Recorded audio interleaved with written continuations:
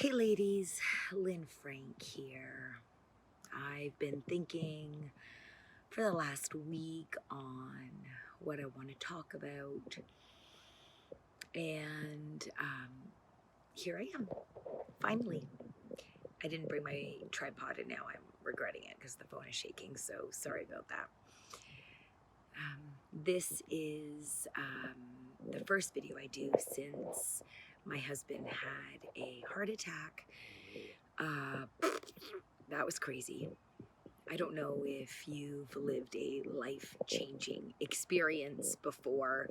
I have, but this in role of mother was different because it affected or is affecting, not just me, the whole family. I've got my coffee here. Anyway, I just want to talk a little bit about that. When you are faced with something unexpected that life throws you. And, we had our summer planned, right? We're both teachers. I don't know if you know that. My husband and I are teachers. I teach grade school. He teaches high school. So finally, we've been saving for a family trip. And because travel is open, we were going to do a family trip. And now, because of this new medical condition, if you want to call it, we are decided not to leave and travel. So we're readjusting. And as we decide what we're going to do, we've decided to let the children travel. Gavin is 16 and he is going out east to visit his very best friends who moved there a couple years ago. And my 14-year-old daughter is going the opposite end of the country, going out west to visit my sister, Michelle, who lives there. We always knew these trips would be happening. We just didn't think this summer. And so I'm kind of tripping out, sending my daughter. Gavin, I'm not worried about. He's 16, older. I trust Molly, of course. But she is, younger than I thought I would be sending my daughter on a plane to, alone. Anyway, Ross and I are going to take a couple days in Montreal, visit my cousin. It's going to be great. My message to you ladies is, no matter how crazy life gets, no matter what circumstance is put in front of you, the universe is serving you somehow. There is something for you to learn.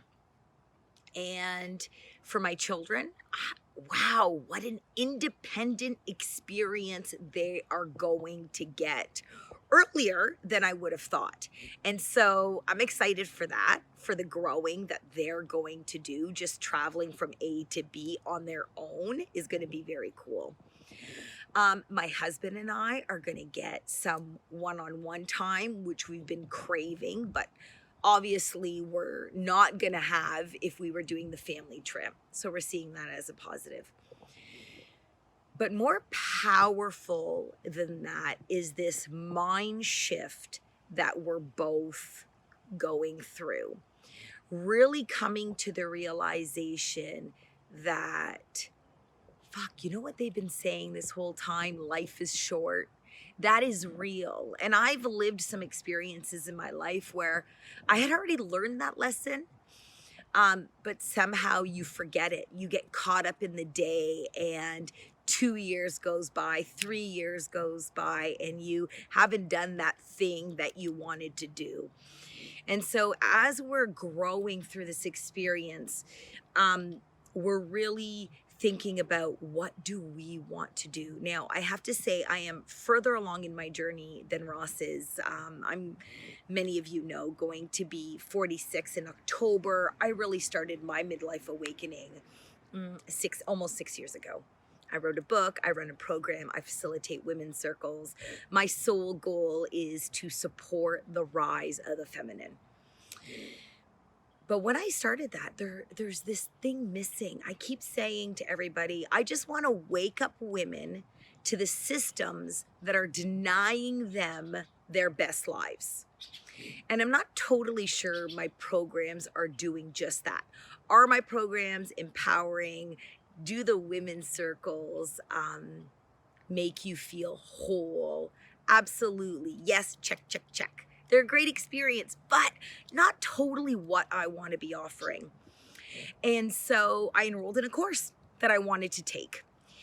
And I'm not sure I would have done that or made the progress I am making had my husband not lived this experience, had my family not had to shift our energy and make him the center, realizing that we need to do stuff for him, but for ourselves as well, because you just don't know.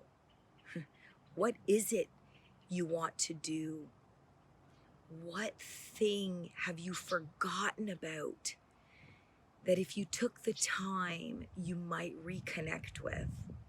And so I'm super pumped because I feel like my messaging on what I want to do and how I'm going to deliver it is getting more clear and in line with who I am and what I think my gift is. And that's what I'm trying to do. Ladies, use your gifts. Use your gifts to reach your goals. That's kind of the power, right? You know, in the education system, sometimes we give our kids all of these career paths. You could do this, this, and this. And, you know, it's kind of like the same 5 all the time. But we're switching that conversation and now saying, what is your passion? What do you like to do? Find a career in that, right? Oh my gosh, had I thought about it that way. Actually, teaching is my 3rd career. So in the end, I did do it that way. But it took me some time. It took me some time. I know I'm blabbing a little bit.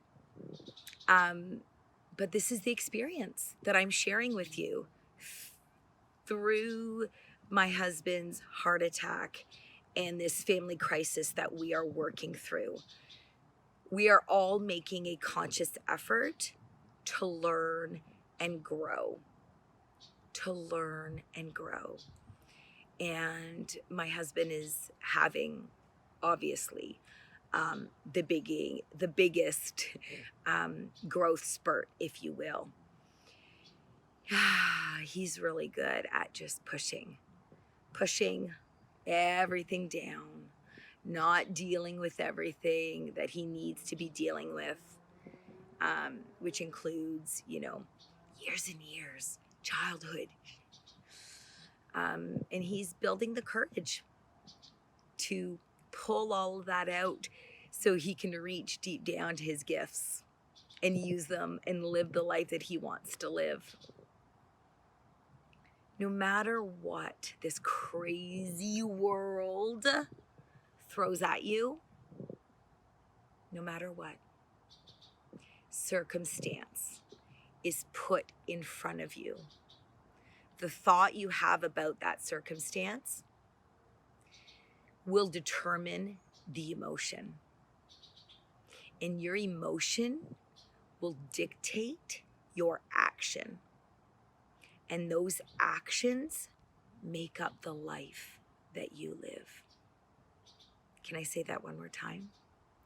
The circumstances you find yourself in, the thought you have about those circumstances, determine the feeling that you're going to have. And that feeling dictates your reaction. And those make up your life experience. You have the ability to grow into whoever it is you want to be, no matter what the universe serves you.